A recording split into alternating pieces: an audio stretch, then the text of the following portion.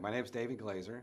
I'm the Chief Strategy Officer at Sam Houston State University. I was raised in a family that was really focused on service. So my dad became a fireman, my mom was a nurse, my wife is a nurse. So I wanted to go into the FBI, so somebody told me I had to go to college. So I didn't have any money, so the Army gave me a scholarship. And I fell in love with the Army, and I did it for 36 years. And I oversaw pretty much all security operations in the Army, policing to physical security, biometrics and forensics, and got anti-terrorism, homeland security, and strategy. Yeah, it's fascinating, and especially the application. That's not just the detection piece, but also the ability to disable. So it's super exciting. I cannot imagine a lot of different uses for that in really any type of environment.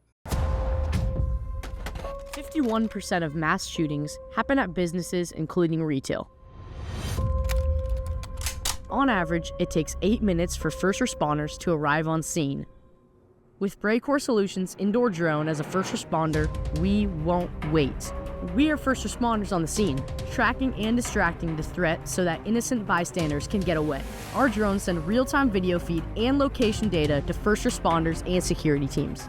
Brecourt detects, tracks, and malfunctions weapons.